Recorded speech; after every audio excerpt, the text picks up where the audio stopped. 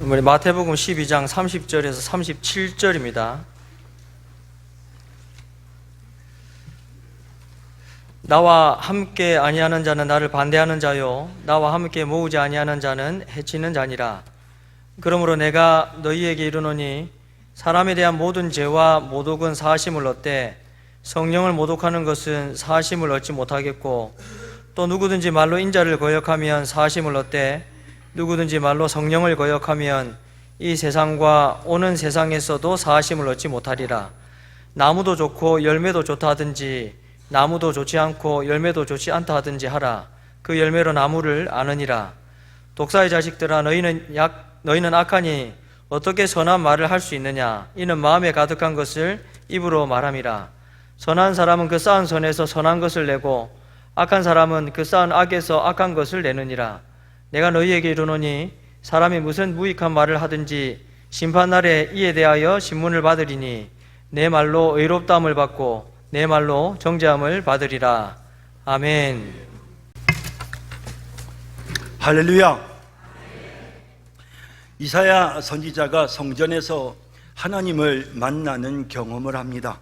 그 순간 이사야는 자신의 죄가 생각이 나서 두려움에 사로잡히는데요, 이 순간 이사야의 마음속에 떠오른 자신의 죄는 무엇이었을까요? 바로 입술의 범죄였습니다. 이사야 6장 5절에 보면 그때 내가 말하되 화로다 나여 망하게 되었도다.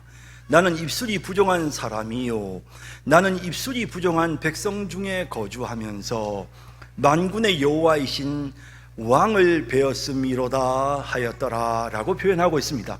자신은 입술이 부정한, 입술로 범죄하는 사람들 속에 살고 있으면서 자기도 또한 입술이 부정한 사람이다. 그래서 하나님을 만나는 것이 두렵다라고 말하는데, 그러자 천사가 제단에 핀 숯을 가져다가 이사야의 입술에 대어 그의 죄를 사하는 이런 내용을 보게 됩니다.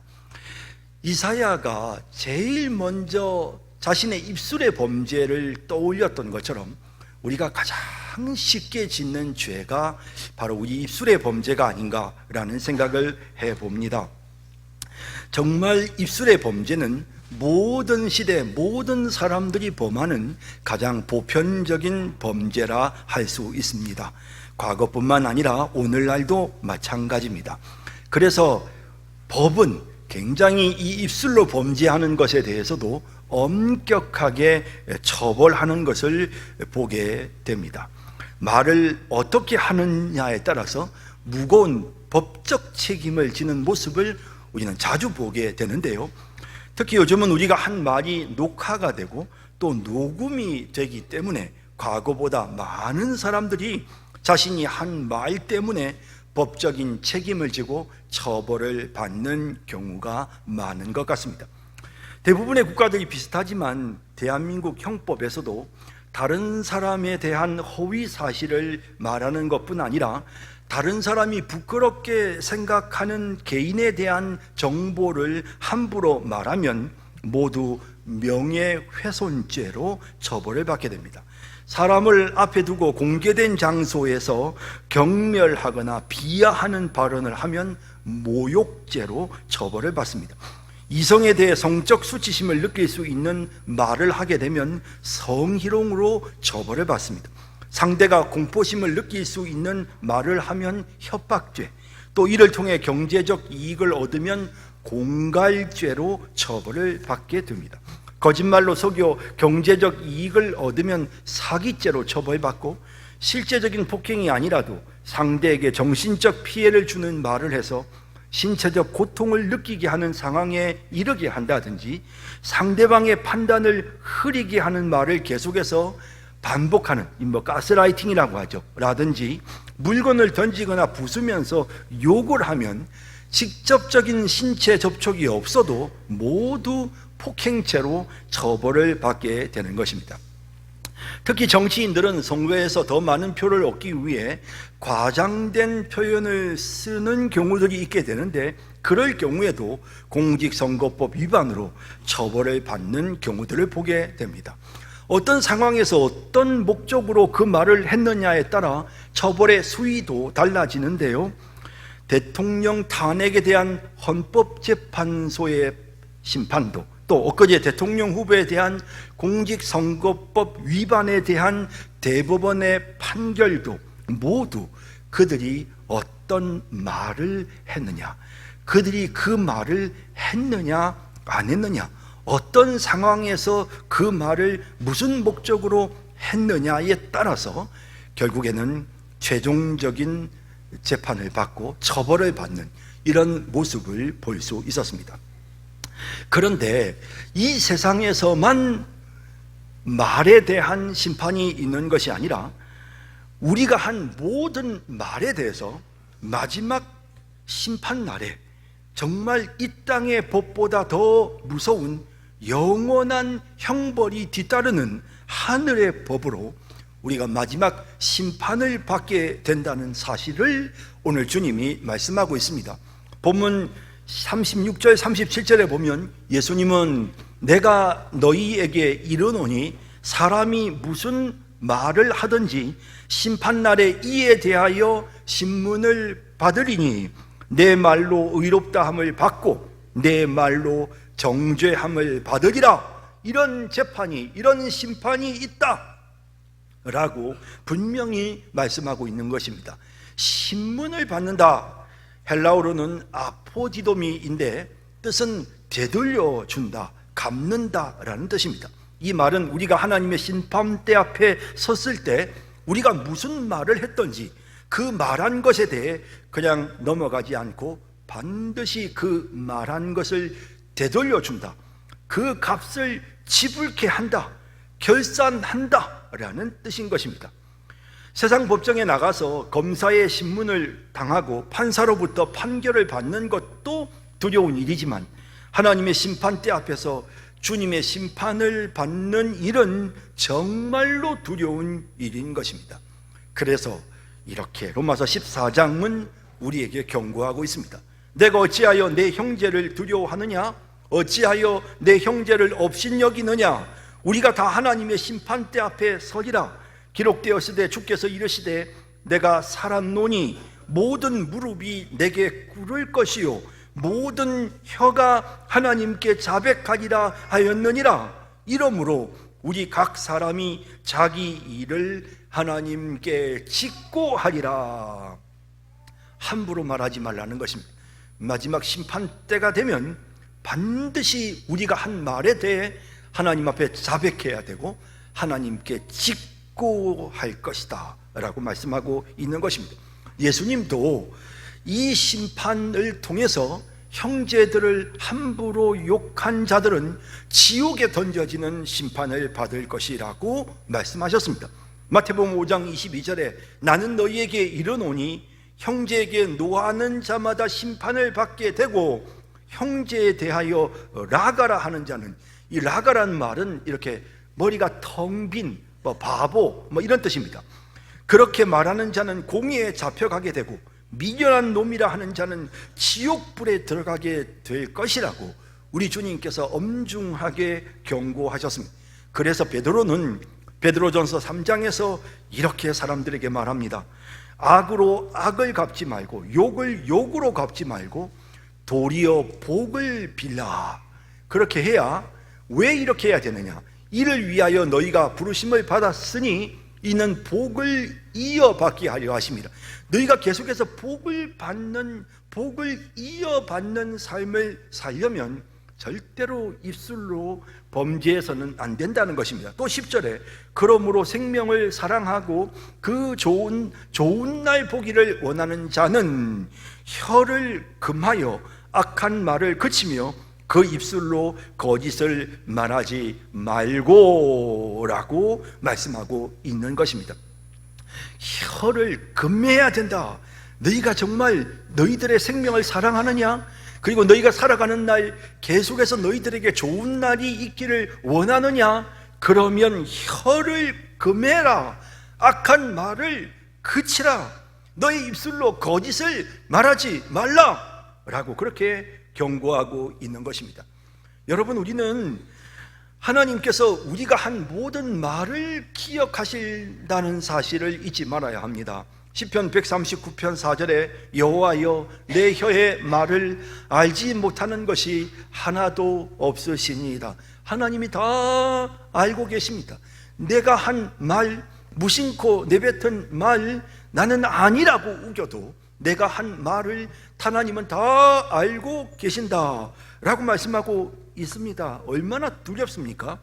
그래서 하나님이 모든 것을 다 아시는 하나님이심을 우리가 생각할 때 베드로는 1장 17절에 외모로 보시지 않고 각 사람의 행위대로 심판하시는 이를 너희가 아버지라 부른즉 너희가 나그네로 있을 때를 두려움으로 지내라. 우리가 살아가는 이 나그네 인생길에 혹시라도 나의 모든 생각과 행동과 말을 다 보고 계시는 하나님 앞에서 내가 심판받지 않을까 두려워하는 마음으로 살라고 합니다.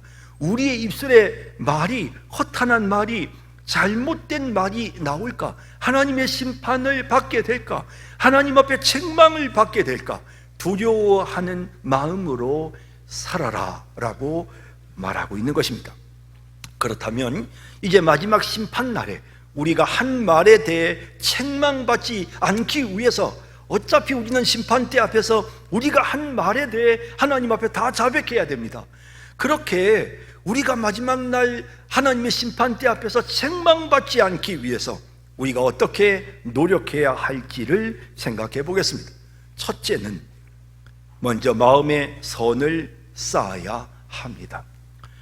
예수님은 본문에서 바리새인들이 한 말에 대해 책망을 하시면서 이 많은 말씀을 하셨는데요, 바리새인들은 예수님이 성령의 능력으로 귀신을 쫓아내고 말 못하는 사람을 고쳐주신 사건에 대해 귀가 들리지 않는 병든 사람을 고쳐주는 이런 사건에 대해서 귀신의 왕을 힘입어 귀신을 쫓아낸다며 비난했습니다.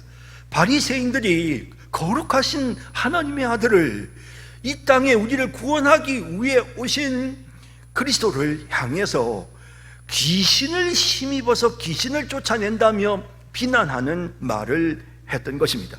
이 터무니없는 이 모독, 이 터무니없는 이 악한 말에 대해서 예수님 뭐라고 말씀하셨느냐 하면, 너희가 사람을 욕하고 사람을 비난하는 것은 너희들이 회개할 수 있는 기회가 있으니까 용서받을 수 있다. 하나님 앞에서 너희가 회개하면 그 했던 말도 용서받을 수는 있다. 하지만 너희가 그런 말을 하면서 성령을 거역하고 성령을 해방하면, 성령께서 우리 속에 오셔야 우리가 진정으로 회개할 수 있는데, 우리를 새롭게 해주시고 우리의 죄를 용서해 주시는 것이 성령의 사역인데, 그거를 거부하고 그거를 받아들이지 않으니 성령을 너희가 회방하니 그러니 용서받지 못할 것인데, 그 용서받지 못함이 이 땅에서만이 아니라 마지막 심판대에서도 용서받지 못할 것이다 라고 아주 엄중하게 말씀하시는 그런 내용이 본문에 기록되어 있습니다.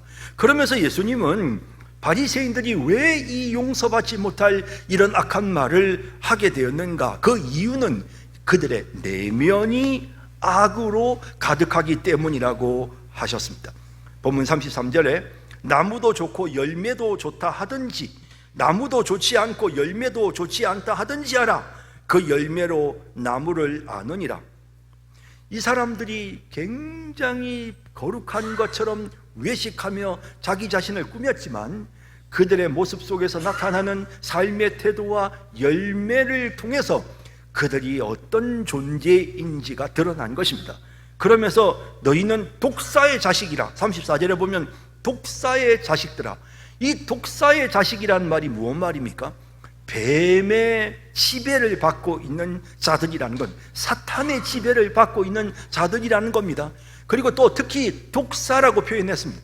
독사는 독을 가지고 다른 사람에게 해를 입히는 그런 자들이 바로 독사의 자식들입니다. 바리새인들은 그들이 예수님을 비난하고 비판하는 이런 말들을 통해 다른 사람들에게 해를 입히는 독사의 자식들의 모습을 보이고 있는 것입니다. 그러면서 예수님 말씀하시기를, 독사의 자식들아, 너희는 악하니 어떻게 선한 말을 할 수 있느냐? 이는 마음에 가득한 것을 입으로 말함이라 라고 말씀하시는 것입니다. 결국에는 그들의 내면에 있는 악이 입술을 통해서 나온다는 것입니다. 그냥 입술만 범죄하고 입술만 악한 것이 아니라 그들의 내면이 악하기 때문에, 그들의 마음속에 미움의 마음이 있고 그들의 마음속에 악한 생각이 있기 때문에, 그래서 그런 것들이 입술을 통해서 나온다는 겁니다. 좋은 사람에게서 나쁜 말이 나올 수가 없는 겁니다. 야고보서 3장 12절에 내 형제들아 어찌 무화과 나무가 감람 열매를, 포도나무가 무화과를 맺겠느냐? 이와 같이 짠 물이 단 물을 내지 못하느니라 라고 말씀합니다. 좋은 사람이 나쁜 말을 하지 못하고 나쁜 사람이 좋은 말을 할 수가 없는 것입니다. 결국 누가복음 6장 45절에 있는 말씀처럼 선한 사람은 마음에 쌓은 선에서 선을 내고 악한 자는 그 쌓은 악에서 악을 내게 되는 것입니다. 결국 그 마음속에 가득한 것이 입술을 통해서 나오게 되는 것입니다.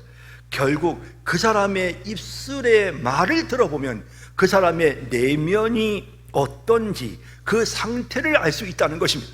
혹 여러분들의 말이 거칠어졌습니까? 혹 여러분들이 누군가를 비난하고 비판하는 말들을 쏟아내고 있습니까? 먼저 여러분들의 마음을 점검해 봐야 하는 것입니다.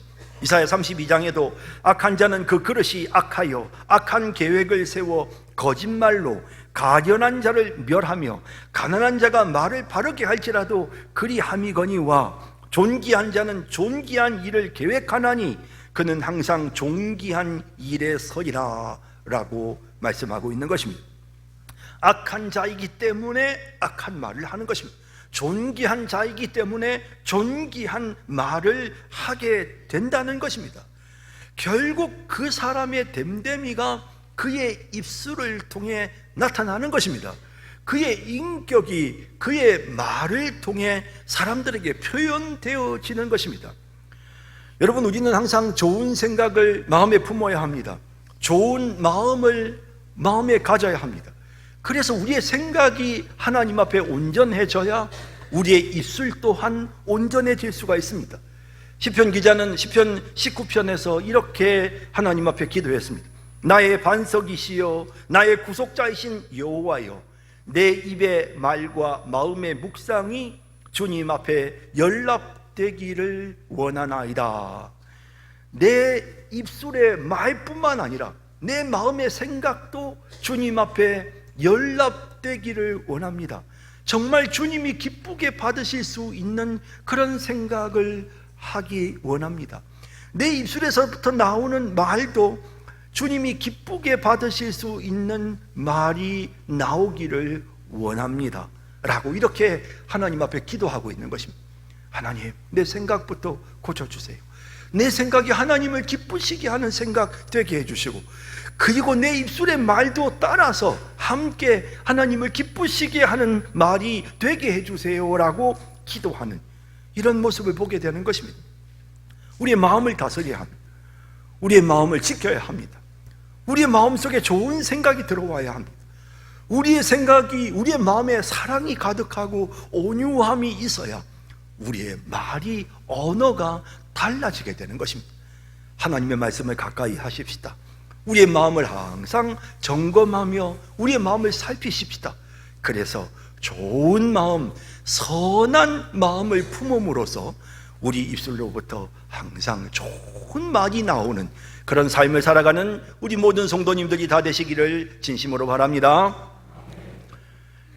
우리가 마지막 심판대 앞에서 우리가 한 말에 대해 하나님께로부터 책망받지 않으려면 두 번째는 주님과 함께하며 모으는 자가 되어야 합니다. 자, 주님과 함께하는 자가 되어야 되고요, 또 해치는 자가 아니라 모으는 자가 되어야 합니다.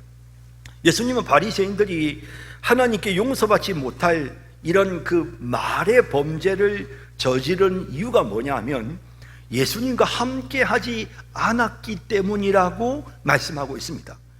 또한 예수님은 무리들을 모으려고 애를 쓰시는데 이 바리새인들은 모으려는 데 관심이 없고 해치는, 갈등을 일으키고 분열을 조장하고 싸우고 나누고 하는, 쪼개는 이런 쪽으로 일을 하려고 하는 마음이 있어서 결국에는 이 바리새인들이 이런 악한 말을 했다고 말씀하고 있는 것입니다. 본문 30절에 보면 나와 함께 아니하는 자는 나를 반대하는 자요, 나와 함께 모으지 아니하는 자는 해치는 자니라 라고 말씀하고 있는 것입니다. 우리가 주님과 함께 해야만 우리의 언어가 바로 될 수가 있습니다. 여러분, 우리 주님이 지금 우리와 함께 계시지 않습니까? 우리 주님이 지금 우리 안에 계십니다. 그 주님을 우리가 유령 취급하면 안 됩니다. 우리가 대화를 할 때도 상대를 의식하고 대화를 하지 않습니까? 내가 무슨 말할 때도 이 사람이 이 말을 어떻게 들을까 생각하면서 우리가 말하지 않습니까? 주님이 우리의 대화에 함께 하십니다. 우리 주님이 지금 우리 안에 계십니다. 우리가 주님을 유령 취급하고 무시해서는 안 됩니다. 주님, 제가 이 말을 하는 것이 옳습니까? 주님, 제가 어떻게 말해야 될지 제 입술을 주장해 주십시오. 주님이 제 입술에 말을 넣어 주십시오. 우리에게 이런 마음가짐과 태도가 있어야 하는 것입니다. 주님이 함께 하시는 삶이 되어야 되는 것. 매 순간마다 주님, 어떻게 할까요?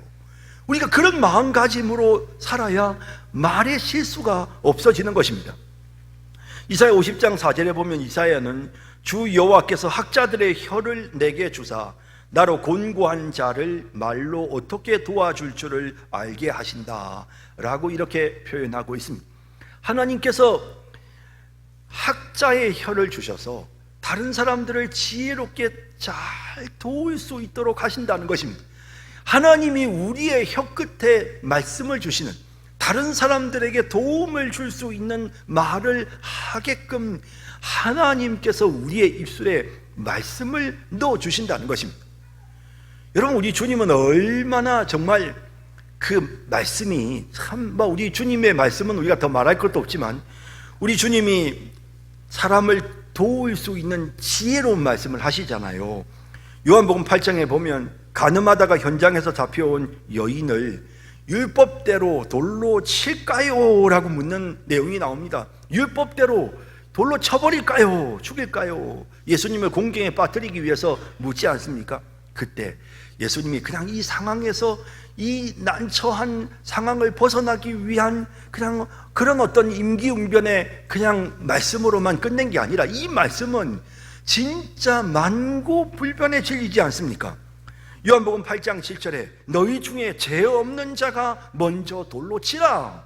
이 만고불변의 진리의 말씀이 선포되는 순간 그만 장래가 다 정리가 되어버린 것입니다. 그 소란스럽고 그 돌을 들어서 막 죽이라고 아우성을 치던 그 분위기가 그냥 한순간에 정리가 됐습니다. 예수님은 참 지혜롭게 말씀하시는 분입니다. 이 사람들이, 약한 사람들이 예수님을 모함하려고 가이사에게 세금을 내야 됩니까? 내지 말아야 됩니까? 이런 질문을 했을 때 예수님이 마태복음 22장 21절에 보면 한마디로 말씀하십니다.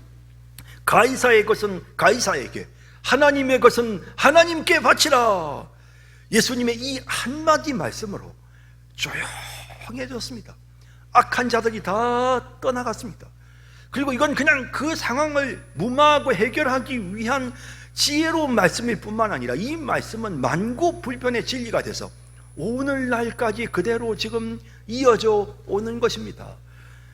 성직자들이 세금을 내야 되냐 말아야 되느냐 이런 문제를 이야기할 때도 결국 이 본문에서 해답을 얻게 되는 것입니다.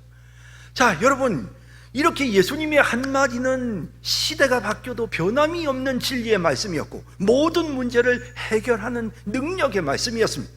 그런 주님께서 우리에게 말씀해 주시는 것입니다. 여러분, 주님이 지금 어디 계십니까? 우리 안에 계십니다. 주님이 우리 안에 계시면서 우리와 함께 계시는 것입니다. 그래서 우리는 무슨 말을 할 때마다 주님, 어떻게 할까요? 주님이시라면 과연 이 상황에서 어떻게 말씀하실까? 하나님은 이 상황에 어떻게 말씀하실까를 생각하게 되는 거죠. 이걸 생각할 수 있어야 하나님이 함께 하신다는 사실을 우리가 염두에 두고 말해야 그래야만 우리가 말에 실수하지 않게 된다는 것입니다. 하나님은요, 우리에게 말씀을 계속 주시는 분이십니다. 마가복음 13장 11절에 보면 사람들이 너희를 끌어다가 넘겨줄 때에 무슨 말을 할까 미리 염려하지 말고 무엇이든지 그때 너희에게 주시는 그 말을 하라. 말하는 이는 너희가 아니요 성령이라 말씀하시지 않습니까? 또 골로새서 3장 17절에도 또 무엇을 하든지 말이나 일이나 다 주 예수의 이름으로 하고, 이 예수의 이름으로 한다는 것은 무슨 뜻이냐면, 이 예수의 이름으로 무슨 말을 한다는 것은 그거는 주님이라면 어떻게 하실까를 생각하면서 말하는 겁니다. 우리 주님은 어떻게 말씀하셨을까를 생각하면서 말하는 겁니다. 그게 예수님의 이름으로 말하는 것입니다. 또 이사야 57장에 보면 하나님은 입술의 열매를 창조하는 분이라고 하십니다. 입술의 열매를 창조하는 자 여호와가 말하노라. 하나님이 우리의 입술에 말을 창조해 넣어주시는 하나님. 그래서 우리의 삶에 평강이 넘치도록, 우리의 잘못된 언어를 고쳐서 우리의 삶에 평강이 넘치도록 입술의 열매를 창조하시는 분이 바로 하나님이시다, 이렇게 말씀하고 있는 것입니다. 여러분, 전도서 12장 11절에 지혜자들의 말씀들은 찌르는 채찍들 같고 회중의 스승들의 말씀들은 잘 박힌 목 같으니 다 한 목자가 주신 바이니라. 목자가 누구십니까? 하나님이시죠. 하나님은 나의 목자시니 예수님이 바로 우리의 목자십니다. 이렇게 삼위 하나님께서 우리에게 할 말을 주시는 것입니다. 우리에게 지혜의 말을 주시는 것입니다. 그래서 우리는 항상 하나님이시라면 이때 어떤 말씀을 하게 하셨을까?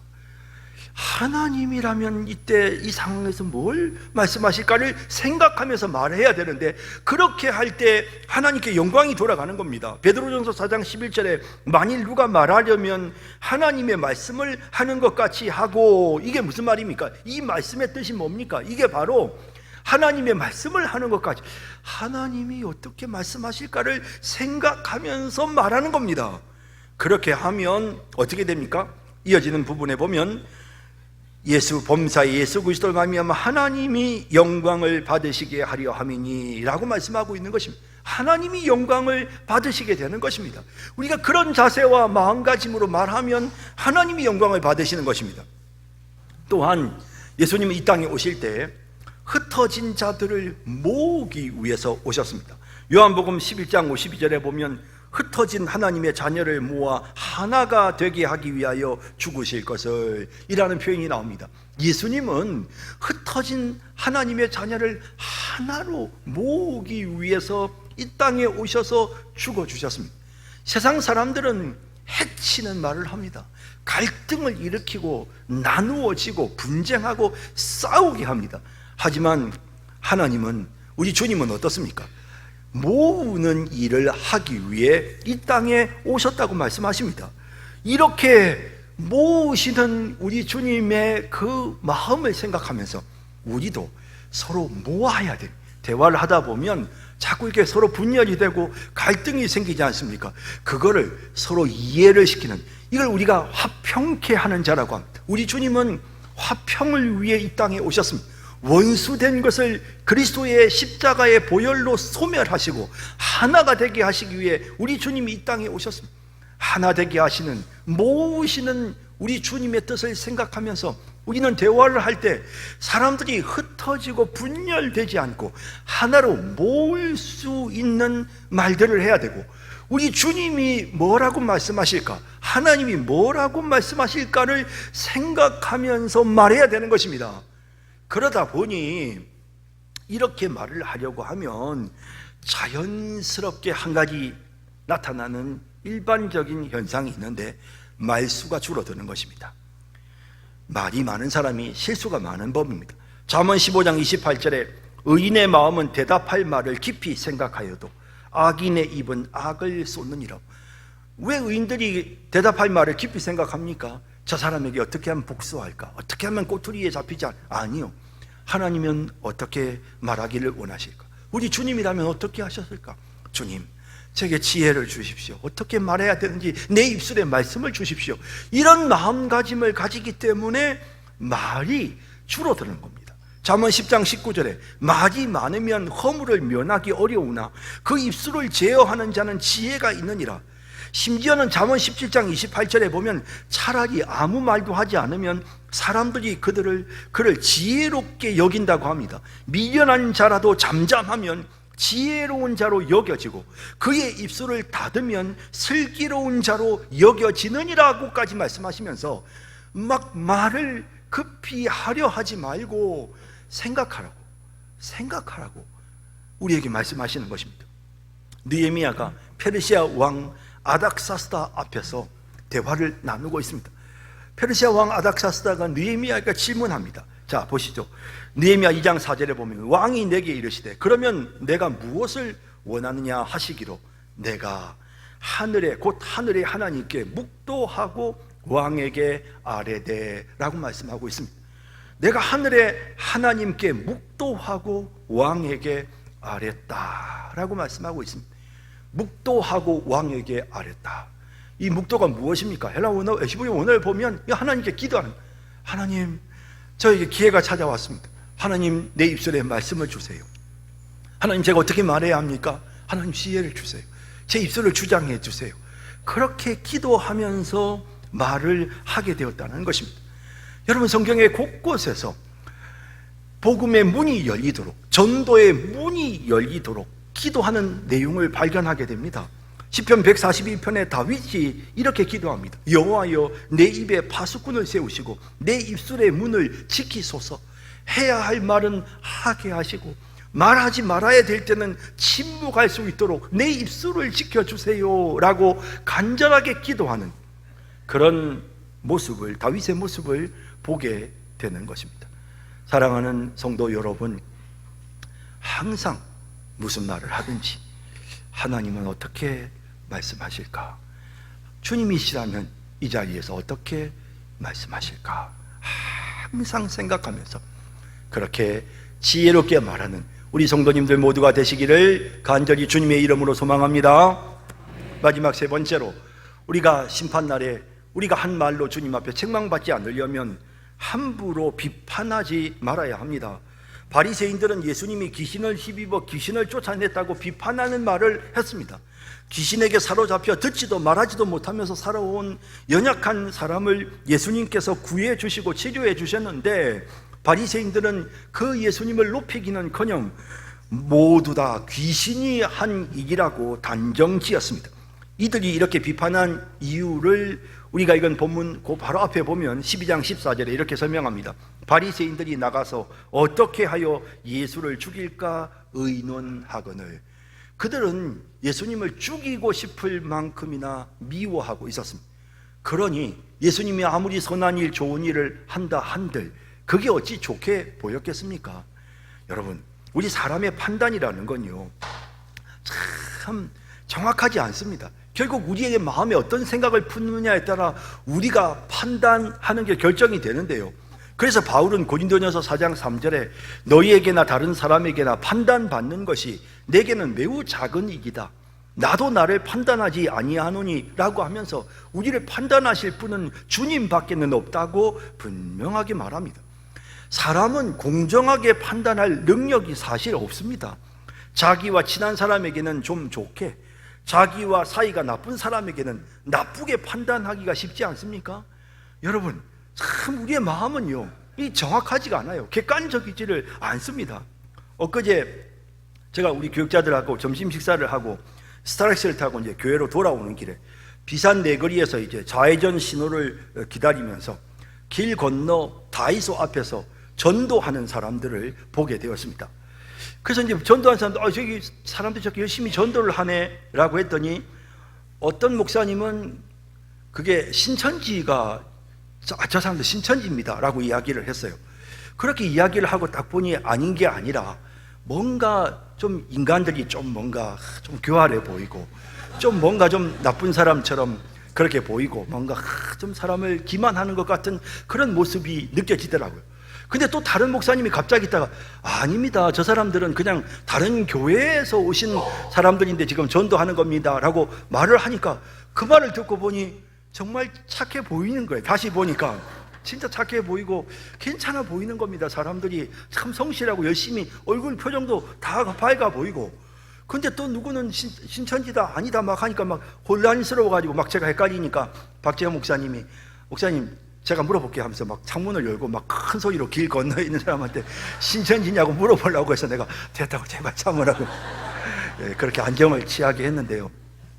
근데 그 짧은 차 신호 대기하는 1, 2분 동안에 신천지다 아니다에 따라서 적군이다 아군이다에 따라서 내 눈에 그 사람들이 좋게 보였다 나쁘게 보였다가 또 좋게 보였다가 또 나쁘게 보이고 이걸 수차례 반복을 하더라고요. 사람의 선입관이라는 게 얼마나 무섭습니까? 내가 누군가에 대해 안 좋은 감정을 품으면 다 나빠 보입니다. 내가 누군가에 대해 좋은 감정을 품으면 다 좋아 보입니다. 이게 사람의 이치입니다, 여러분. 그래서 우리는 정확하게 판단할 수 없습니다. 조심해야 되는 것입니다. 마태복음 7장 1절에서 3절에 비판을 받지 아니하려거든 비판하지 말라. 너희가 비판하는 그 비판으로 너희가 비판을 받을 것이요 라고 말씀하고 있습니다. 특히나 우리는 교회에서 성도들에 대해 함부로 비판해서는 안 됩니다. 시편 16편 3절에 보면 땅에 있는 성도들은 존귀한 자들이니 나의 모든 즐거움이 그들에게 있도다 라고 말씀하고 있습니다. 성도들은 존귀한 자들입니다. 우리가 함부로 대하고 함부로 비난해서는 안 될 사람들입니다. 마태복음 25장에 임금이 대답하여 이르시되 내가 진실로 너희에게 이르노니 너희가 여기 내 형제 중에 지극히 작은 자 하나에게 한 것이 내게 한 것이다. 그 주님께 하는 것이라고 말씀하고 있습니다. 내가 그 사람 믿는 형제를 함부로 비판하면 그건 내가 주님을 비판하는 것과 같은 것입니다. 여러분 어떻게 뒷감당을 하려고 하십니까? 시편 101편 5절에 자기의 이웃을 은근히 헐뜯는 자를 내가 멸할 것이요 눈이 높고 마음이 교만한 자를 내가 용납하지 아니하리로다. 여러분 마지막 심판날에 참 은근히 이웃을 헐뜯는 걸 습관적으로 하셨던 분들 어쩌시려는지 모르겠습니다. 여러분 정말 남을 비판하는 일 하면 안 됩니다. 이건 습관입니다. 이거는 언어는 정말 습관입니다. 욕을 늘 하는 습관이 있는 사람은 어떤 상황에서도 욕이 나옵니다. 남을 비판하는 것도 이것도 정말 습관입니다. 여러분 우리 그렇게 하지 마십시다. 사람을 쉽게 비판하지 않는 그런 우리 모두가 되기를 바랍니다. 이제 말씀을 맺습니다. 잠언 18장 21절에 죽고 사는 것이 혀의 힘에 달렸다. 또 혀의 열매를 먹는다 라고 말씀하셨습니다.